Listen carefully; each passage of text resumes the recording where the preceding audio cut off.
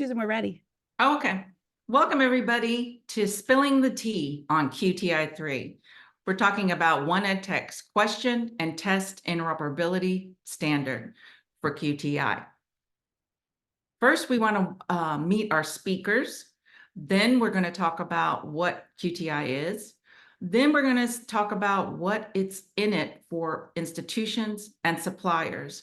And then we'll have question and answers at the end of our conversation. We want to welcome our presenters. We have Miranda McLaren, Executive Director of the Office of Accountability and Assessment at Gwinnett County Public Schools.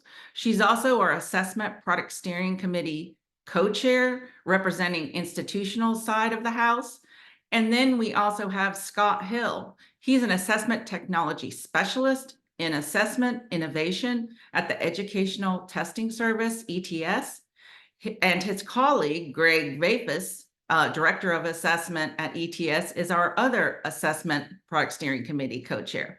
And I'm Susan Haught. I'm a Technical Program Manager here at OneEdTech, working with digital curriculum and assessment standards, including QTI, CASE, Common Cartridge, etc. We wanted to start off with the why. Why are we having this webinar? Well, the Assessment Product Steering Committee, or PSC, determined that there was a need. They needed a tool that they could help explain the value of QTI-3 in their own organizations, to their customers, to their suppliers. The institutions were thinking that they needed to know how to explain the value in their RFPs, in their RFIs, and other procurement practices. And the supplier side needed to know how to explain it and answer RFPs and RFIs and explain inside their own organizations. So some of the questions that we had from implementers for the value of QTI-3 was, what are the QTI features that bring value to implementers and educators and the students? And how does it meet the needs of our users? And how do we quantify this value to others? So starting with digital assessment and QTI, we had OneEdTech member experts, cross-industry member experts across the globe that wanted to create an open format for the exchange of items or questions and tests, including their structures, scoring information, results and usage data, and making sure that they were always including accommodations for every learner's needs. So what is QTI? It's the global OneEdTech open standard. It's a specification, a way to facilitate the exchange of presentation, storage, and assessment content. So you can share your assessment item and questions and tests from one application to another and have those items and tests work correctly and be presented correctly, and also have all that rich accessibility information. Here is a process for QTI at a high level. On the left, you'll see the assessment author. That could be an educator at an institution, K-12 or higher ed institution that's creating a test, or it could be the author that's working in an authoring application, creating a test. They need not even be aware they're using QTI, but the authoring application can upload the test, and then it will be formatted into the QTI content package, and then it can be exchanged between item and test banks, or exported and imported by the delivery application. The delivery application will then present it to the test candidate or the student. So the student and the assessment author are not even aware that they're using QTI, but all of the applications are able to share the content. It's portable, and it can move from each application easily. So the high-level points of QTI-3 is that it's an industry standard or the market standard for assessment interoperability.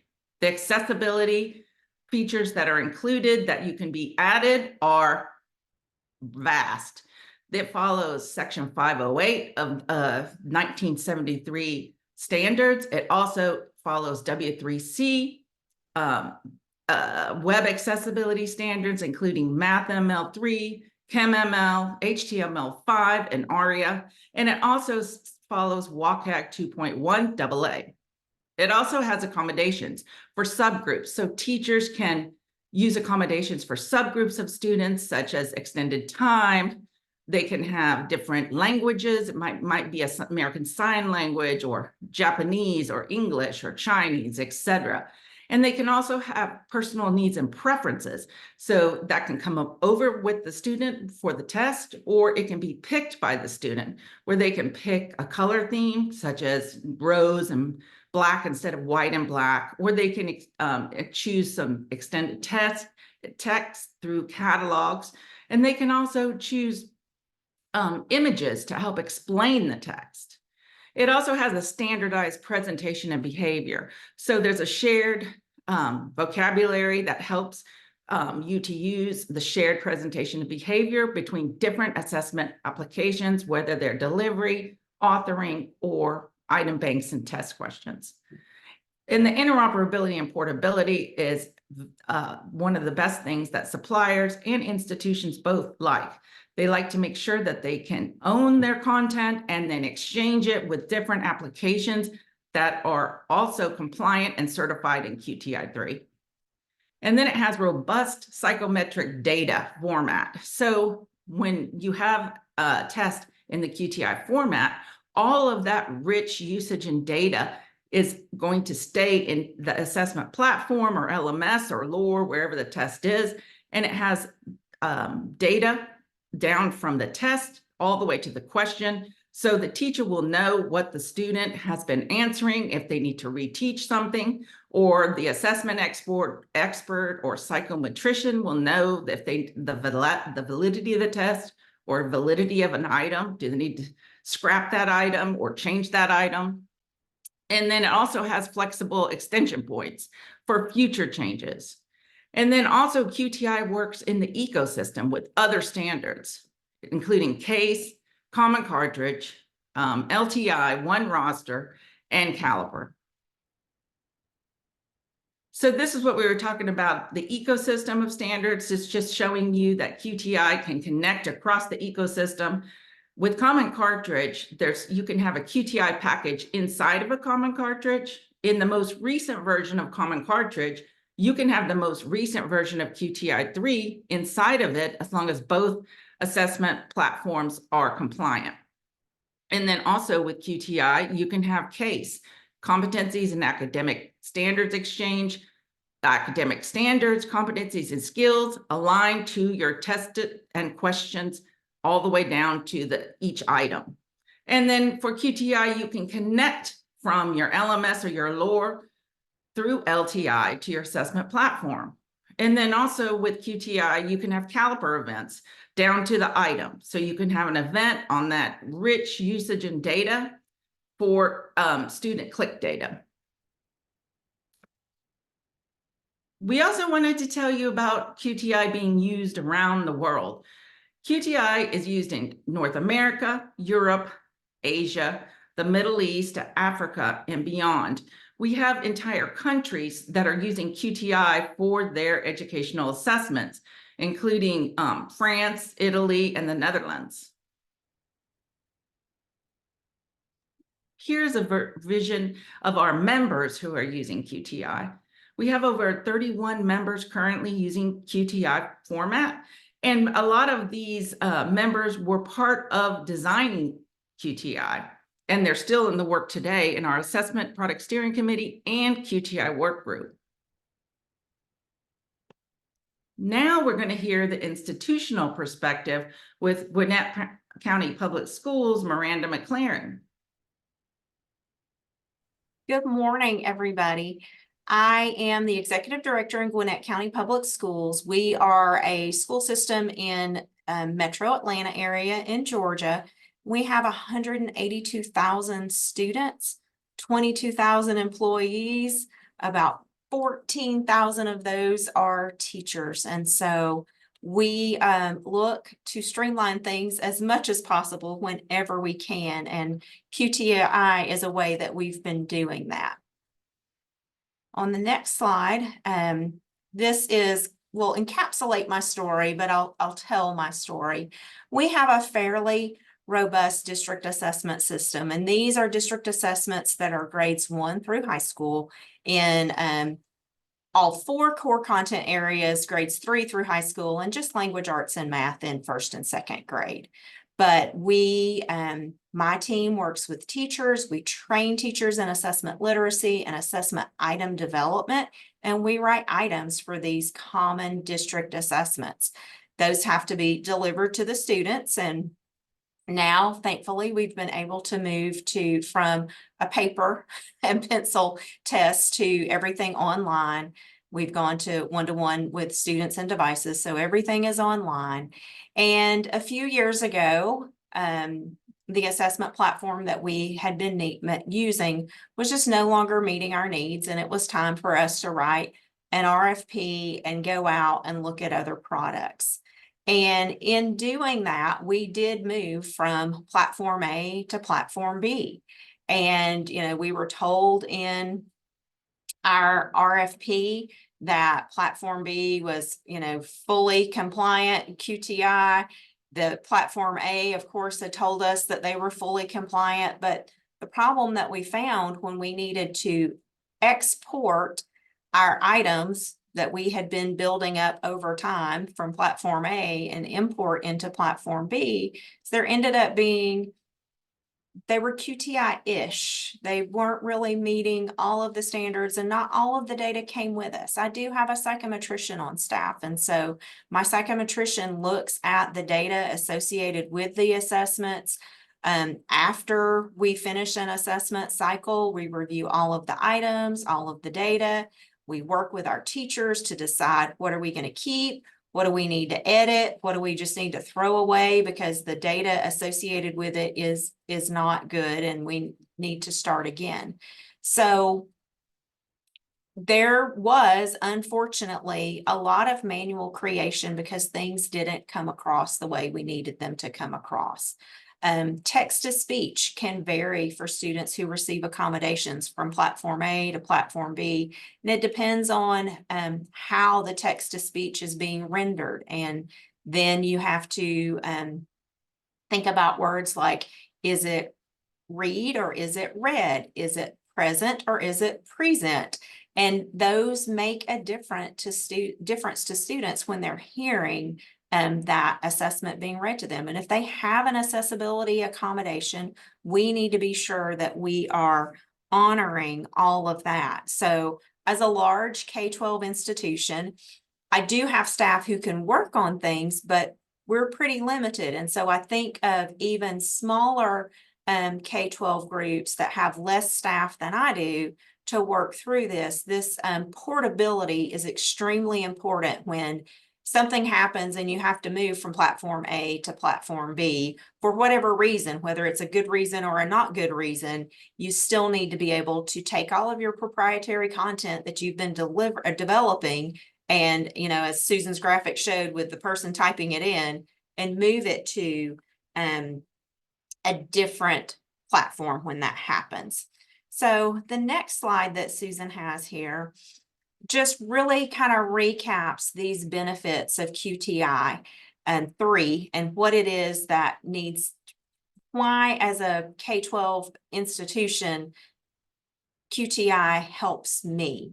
And so as we talked about, for me, it's like, it's a time, and time is money thing. Sometimes I've had to call teachers in and I pay them $40 an hour to sit and rekey items and map everything correctly because it didn't come in correctly. Well, that's time out of my budget, or money and time that I could be spending on developing new items, not on rekeying existing items. Having the results move with them saves time. My psychometrician doesn't have to go back and look in a place for the data hiding behind the item. It just transports into the new platform with that. I do not hope to move to another platform anytime soon, but if something happens and we have to move to a different assessment platform, I want that flexibility to be able to digitally move things and have as little human interaction with that move as possible. And then the next slide that we have really just talks about this content ownership, which I feel like I've shared with you. All of those items, I pay multiple people, time to sit, to collaborate, to work through. I have a different group of people who vet those items. And so those items are important to me. They were costly to develop. And K-12 institutions need that ability to move. And I think of my ability, and then I think of all of the state level testing that happens, and the same importance on being able to move from A to B exists. And I actually had somebody share with me who had been at the state level when they transitioned from a platform to a different platform to get the information out of the older platform. And this will date how long ago this was. There was like a computer that sat on somebody's desk in somebody's cubicle, and you had to go to that computer because on the hard drive was all of the content, to find the content, to check it against the new platform. So it's not a K-12 issue. It also exists with state level, and I'm sure anywhere there are these standardized assessments we're moving everything digitally now. Switching the vendor for that platform becomes a challenge when we have content that we own and we want to move with us. Then next, as a K-12 institution, one of the things that I always ensure that I do, and I've been in my position now since 2020, and I was a director in this position before, so I was learning things. And at first I was like, what is QTI? I don't even know. Okay, I'll go listen to this thing and somebody will tell me something. But as I became the practitioner who had to change platforms, I began to understand. And then when I had to work on the RFP and make sure that I'm asking that people are One Ed Tech certified, it became more apparent to me in vendor responses who knew what QTI was, who didn't really know what it was, but they at least did a little bit of homework on One Ed Tech's website, and I could see that in their response. And then who was really kind of fully invested in it. And it's not the sole determiner of who my assessment platform would be, but it was absolutely it was in my mind as I was looking through vendors. And having now lived through the transformation from A to B, when I go from B to C, it will be a bigger part of what I do. And so as a member institution, I have access to the certifications, and I have access to, on the next slide, you'll see One Ed Tech staff who can really help me think through, do you have all of the right language in your RFP? What else are you missing? To be sure that I have it there. And then the next part that I've had to become really savvy about is not only did they say it in their RFP, when we get down to the contract, does the contractual language mention QTI and One Ed Tech certifications? And does the contract establish a deadline for becoming One Ed Tech certified and compliant or conformant? I don't know what words you want to use there, but it's one thing to be One Ed Tech certified. It is a different thing to then be conformant and actually follow all of the standards. And that's the part that's really important to me, is that you're following the standard. And so in my transition from A to B, I kept having to say to the new platform, well, what does the One Ed Tech standard say? What does the One Roster standard say? What does that say? Don't ask me what I want. What I want is whatever it is that One Ed Tech says. And I kept sending them links to documents, and this is what I want. But having that common language really, it levels the playing field because there really shouldn't be a question about what I want. What I want is the One Ed Tech standard. And then to kind of wrap up what I've been talking about, the next slide really gets, oh, Susan's going to show us that's a link. That's awesome. But this really, it's the recap of the why. This is why, as a K-12 institution, I care about QTI. I know that QTI is trusted. It's been through some sort of vetting process.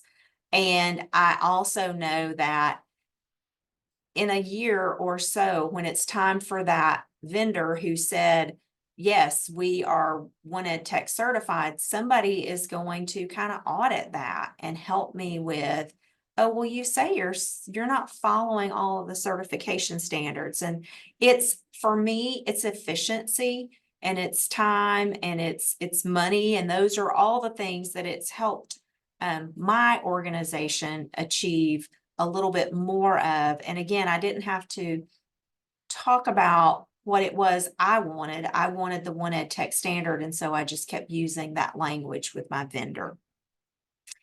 So that's in a nutshell my story and why I have become passionate about QTI, and I'm learning, everything that it means. I went to school to be a high school language arts teacher.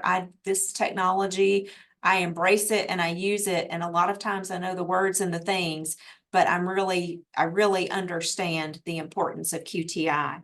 So I am now going to toss it over to Scott Hill, who is here from ETS to talk about taking all of the demands of these institutions and how this makes sense for a supplier. Thanks, Miranda. Hello, everyone. Good morning. I'm Scott Hill from ETS. I'm one of the product owners of our IBIS application, ETS's item banking application, and I'm happy to be here today talking to you about how QTI has benefited the assessment ecosystem. Next slide. Sorry, one more. There. So the adoption of QTI 3 standards empowers us with a tool that is both time-saving and adaptable. It's fostering the assessment innovation while adhering to industry benchmarks. And this, for us, means less time and resources are devoted to custom transformations and meticulous error checking, as the QTI 3's robust framework ensures reliability and consistency. In collaborative environments, it serves as the neutral, universally acceptable format where streamlining partnerships process across different teams. I'm sorry, across diverse teams and different teams. This standard spares suppliers the need to reinvent the wheel with every new client that we have, allowing them to start with established industry practices. And in the scenario we see here, and that Miranda was talking about, in part where she was going from one supplier to the next, there's also the scenario where there are multiple suppliers all involved in one assessment. You have one that is involved in the authoring, you have one that is involved in the delivery of the assessment, and you have one that is involved in the scoring. So in the scenario you see here, we have 3 different suppliers. And with a system like this, where you don't have QTI 3 standardization, each company needs to develop a translation for items, assessments, and scoring to their own language, which increases costs, creating longer timelines and risking loss of or misinterpreted data through each step, because each one is doing their own transformation. Next slide, please. In the fast-paced world of assessments, QTI 3 stands as the beacon of interoperability. It's established a standardized content packaging format using HTML5, MML3, and more. It's been acknowledged by an extensive framework of suppliers as the universal donor format. And so QTI 3's versatility is further bolstered by a support from open source assessment platforms. This synergy is demonstrated as numerous systems integrate assessment sessions using One Ed Tech's LTI, or the Learning Tools Interoperability, and one rostered standards. The framework's accessibility is a testament to its well-documented nature and the fact that it is freely available, ensuring that any educational institution can harness its potential. Moreover, the ongoing support provided by dedicated One Ed Tech staff and active members of the working group and assessment product steering committee, which I'm one of the members of the working group, ensures that QTI-3 remains as the forefront of educational technology, driving forward the cause of interoperability in assessments. Next slide, please. The QTI-3 certification is a mark of excellence that streamlines the complexities of multiple vendor contracts, as we were mentioning in the exchange scenario before, when we have 3 different clients, by ensuring smooth imports and exports of content, thanks to the validated and interoperable format that minimizes the need for time-consuming transformations from those proprietary formats from client A to client B to client C. It's significantly reduced the risk associated with deliverables, leading to less rework and costs and more consistent displays.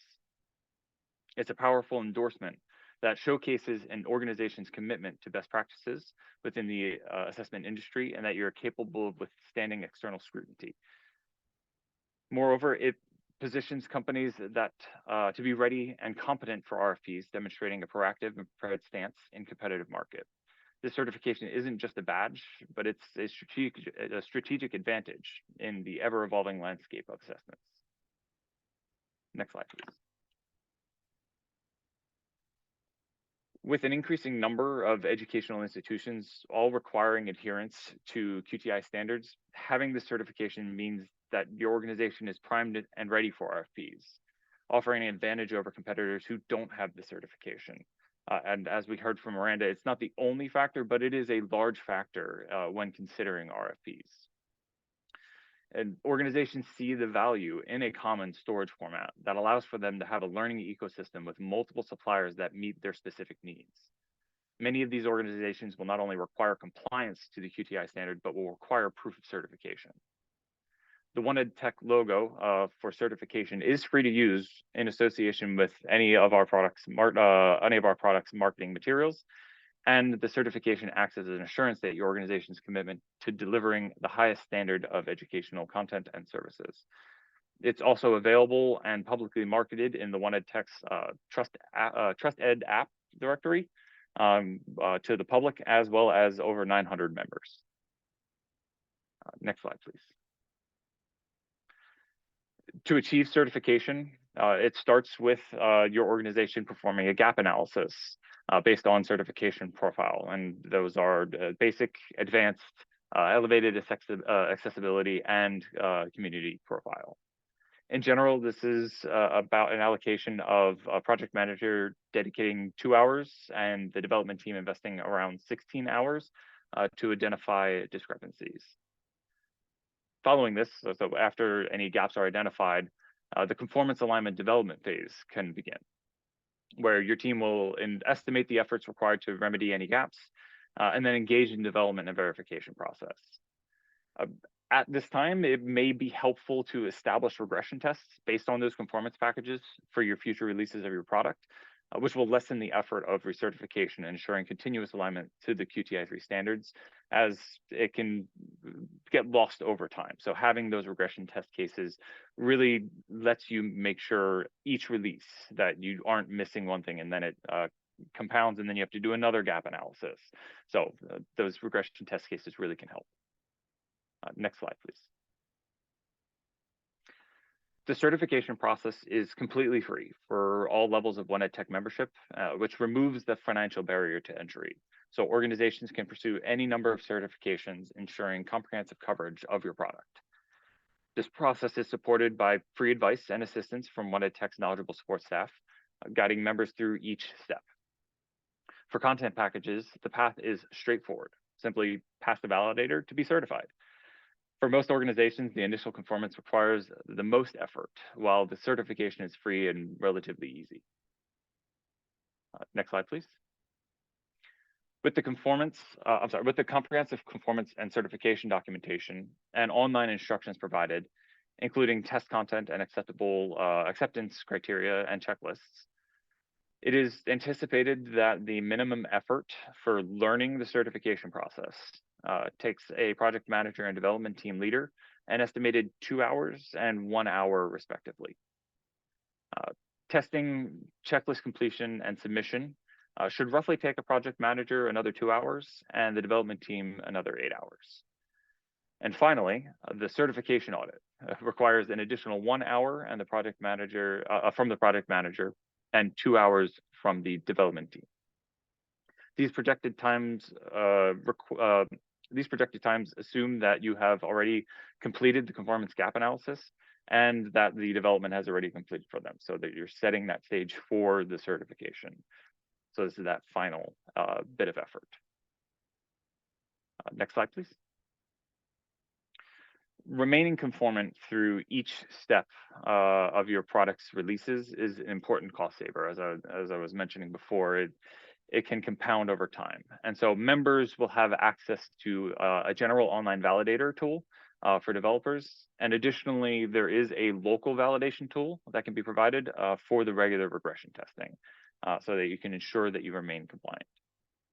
Applications must renew their certification every year, which is a crucial step given the dynamic nature of software development that could lead to unintentional nonconformance. The renewal process, thankfully, is straightforward. Simply submit a test result for import/export alongside a completed checklist. And there is no audit required for certification renewal. And I believe that is it. And so thank you for your time. Susan, I believe back to you. Yeah, thank you, Scott. Thank you, Miranda, for your input and expertise in the institution side and supplier side of implementing QTI.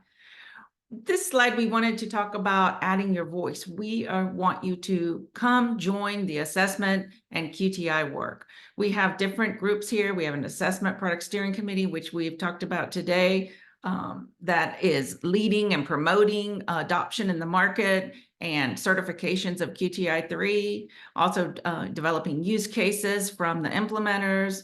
So we would like you to join that. We also have leadership in our institutional leadership network. That's on our K-12 side and higher ed side. We have those teams that are available and meetings you can attend. We also have our technical work group where Scott talked about our QTI project work group, that we have so many experts in accessibility and assessment and other applications that are working to make sure that the ancillary specs of QTI 3 are developed and finished. And if there's any issues, they can, address it. And then we also have ways to learn. We have a QTI roundtables and webinars like this. And we also have a monthly QTI for beginners roundtable that Tom Hoffman, our e-assessment sector advocate, leads, and they are sequential instruction with chunks of content from the beginners, QTI beginners guide. We have those up on our YouTube channel too. And then we also have our Learning Impact Conference, which is coming up. And we have One Ed Tech technical meetings. So we would like you to join and add your voice with this work. So we wanted to see if we had any questions at this time. Let's see. We have something from Ruth where she said, what sort of system are you referring to analyzing? Banking, authoring, delivery, something else? Scott, are you typing? It says you're going to answer that. Yeah, I was working on typing, but my computer has gone into a fit, so it's not letting me type anymore. So just to clarify, when you were mentioning analyzing, was that about my when I was talking about the gap analysis that's being that the company needs to do? And if so, then that analysis is really of which part of the profile that you're targeting. So there's import, export, and there's authoring. And so that analysis is going to be on what your system, what your application is able to do. And so if you're targeting like a basic level authoring conformance or certification, then there is a list that is provided of all the different functions, QTI functions that you need to achieve. in order to be conformant to that. And so that's where your gap analysis is going to take place, is can I do this in my system, and can I do this in my system? And what you can't do, then that's where the analysis is taking place. Okay, yes, she said it was your slides on analysis. Awesome. Good. Do we have any other questions at this time? I see some in the chat. Tom is answering, giving the QTI certification instructions link. Oh, let's see, Daniel, which major LMS systems have fully implemented the ability to use QTI? Right now, we're working with talking to LMSs to try to figure out which ones are importing QTI packages. We have heard of some LMSs that are importing but not using the QTI-3 standard. There might be using a earlier version like 2.1 or 2.2. So we are gathering that data. It's used widely in summative assessments with assessment applications and platforms. Let's see, who else? Elliot, let's see, what is the flagship new feature we should expect with QTI-3? Do you want to talk about that, Scott, or you want me to fill that in? I would say from my point of view as one of the suppliers is that the re-implementation of the catalog functionality for accessibility has been extremely useful. It's a great way of actually providing accessibility for an assessment. So that's one big thing that I've noticed as a supplier of QTI-3 is just that the robust catalog is I'm liking it a lot. So that plays into the fact of the accessibility functions for actual item and assessment delivery.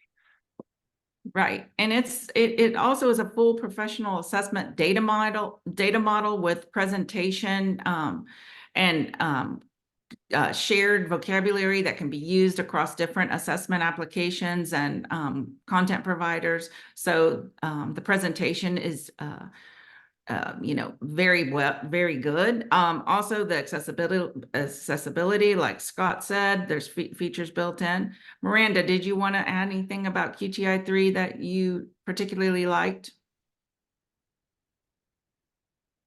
I'll say on the slide with the QTI magic, I just call that the QTI magic because we author in a platform, we deliver it to the student. There's a lot of magic that happens in there. And so I leave that to you all. Right. Let's see what our next question is. Do you know any use case example where an institution uses more than one system, authoring and delivery, and they are fully compatible thanks to QTI?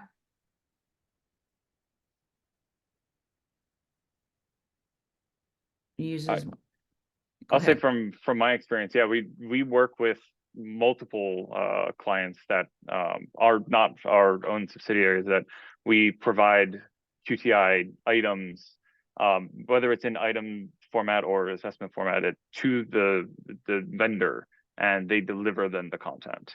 And in some cases, we deliver to that external delivery engine, they present it, and then we actually receive back some scoring information. So there are we are experiencing cases today of actual institutions providing the scenarios of sending it in QTI to another one and receiving it back. Let's see, do we have any more questions? Not yet, let's see. Okay.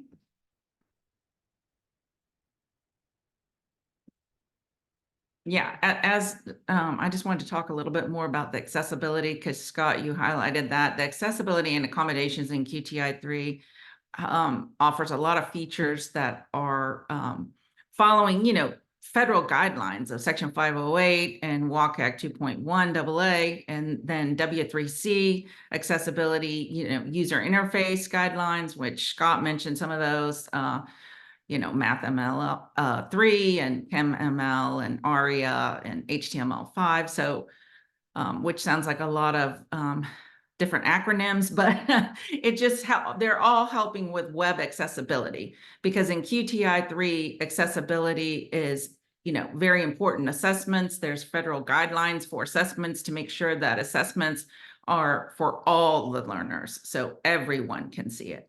So we have a lot of good ancillary specs in our QTI 3 specification, where we have text to speech, where we have personal needs and preferences, where I talked about a student we can send over the personal needs and preferences with the content, or we can have the student choose their personal needs and preferences inside of the test, the color theme, or, getting more information about a vocabulary term with the catalog, like Scott talked about, an image if they don't understand the term, things like that. And then also it has built-in languages. So you can pick your language when you create your QTI content. Are you going to do, use English, Spanish, Japanese, American Sign Language?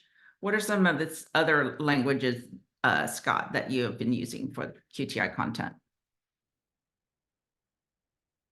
Oops, you're on mute, sorry. Sorry about that, forgot I muted. Yeah, English and Spanish are a big one that we are in today with our clients. Yeah, that's our main range at the moment. Right. And Miranda, how about you? We present everything in English because our state assessments are in English. But we do have some dual language immersion campuses that support Spanish, French, and Korean.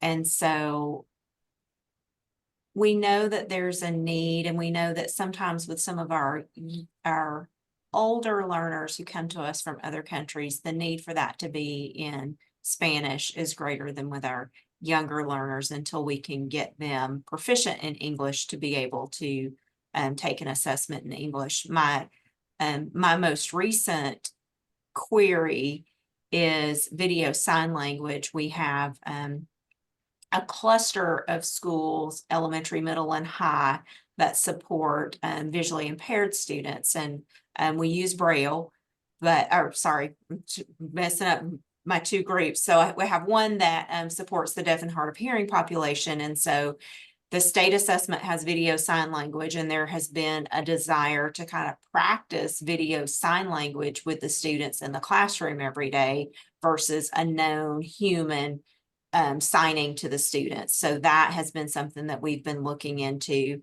And currently we support our students who read Braille with paper versions of assessments. So those are things that are top of mind for us when we think about accommodations. We also have, Tom is commented, yes, also QTI 3 leverages the new markup to help developers with web components to make the development faster and easier on the developer side of the house for QTI 3. Let's see, we have a lot of comments. Mohammed, how many question types does QTI support? Is there a list of question types available? Yes. We have different interactions for QTI 3, and it's in our best practice implementation guide and our specification.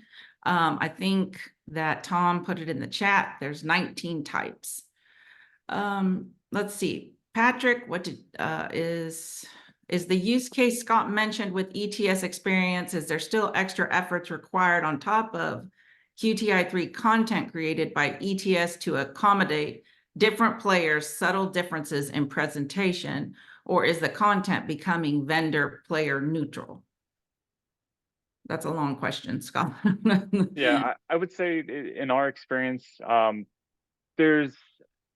depends on what part of the steps that you are. If you're the authoring part, or if you're the delivery part, or the scoring part. For the authoring part, when you're sending it to the delivery engine, there may be specific requirements that the originator, the client actually has for required styling that may be is outside of the shared vocabulary that Susan was mentioning that is established in QTI.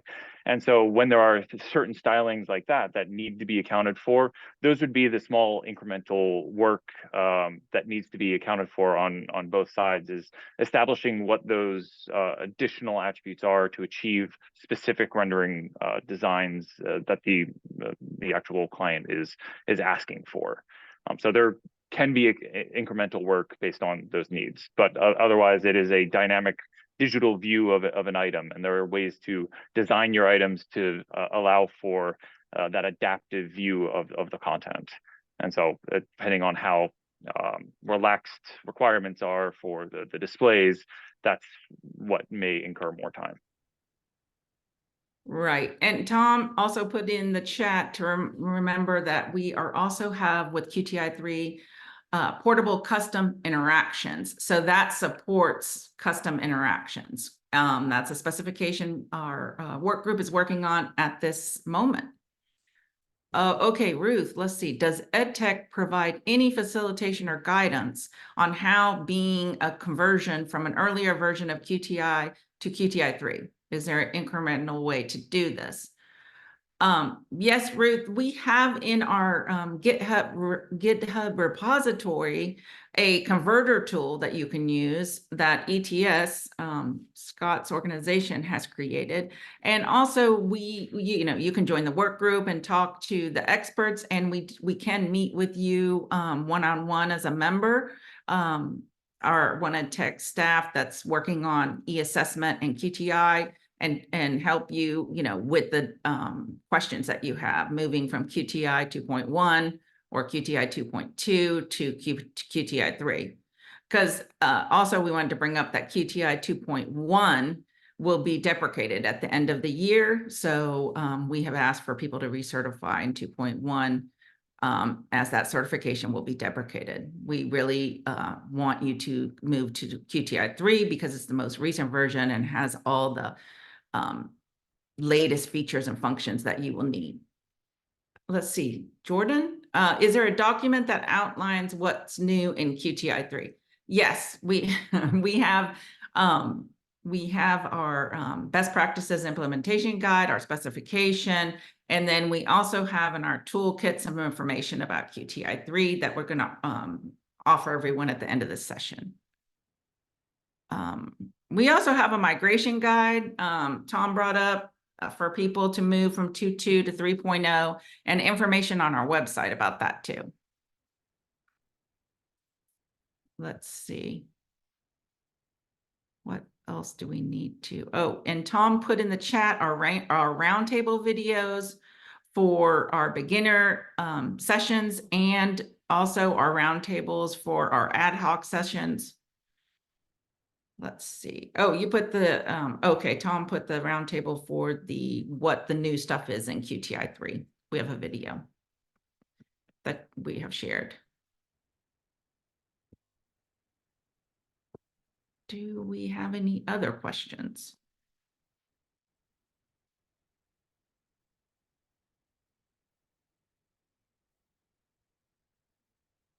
Okay, Kara, did we get to all the questions so far? Yes, I think it's time to introduce the toolkit so people can get to some of these resources that they've been asking about. Yes. Okay, so we have a QTI Toolkit, which is a folder. You can scan that QR code. It has the pitch decks that we talked about, the institution side and the supplier side that you are available to you. And then we also have our QTI Toolkit PDF and a Word version of that for you, with information about QTI, the basics, and then also information about member bonus tools, what you have available to you for QTI 3. Has everybody been able to scan that?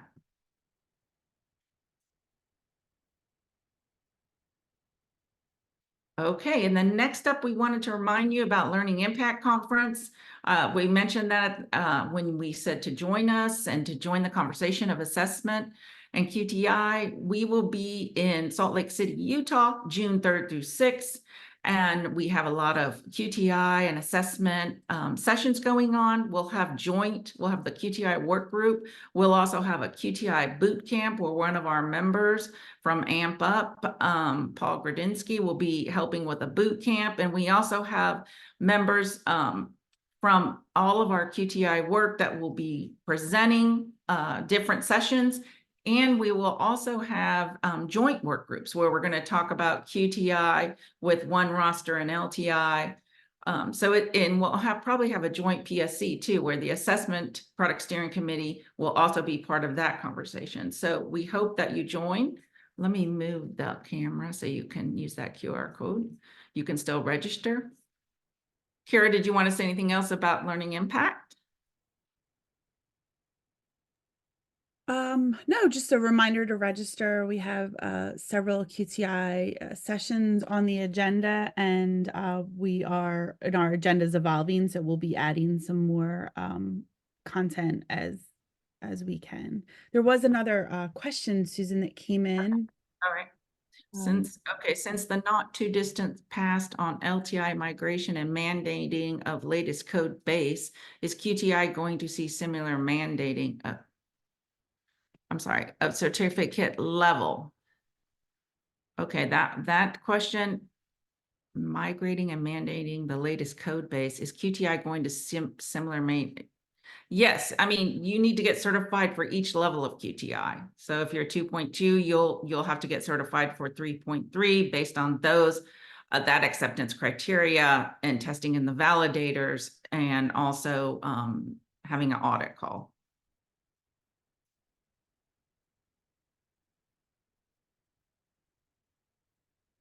LTI came down to just a single level.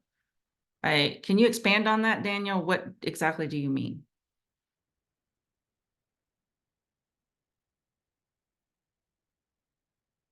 You mean part of the development code, or I'm not sure what the question. Oh, how long will it be available? Yes, we're not deprecating version 2.2 or 3 anytime soon. Version 2.1 was an older version, so we're working to deprecate that one based on the Assessment Product Steering Committee decision. And so we're going to maintain version 2.2 and 3 for the foreseeable future.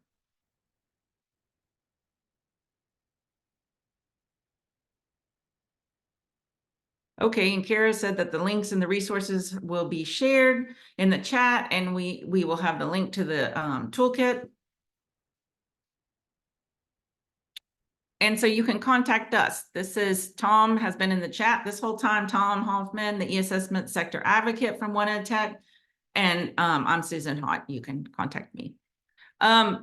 Miranda and Scott, do you have any last thoughts or comments you want to make?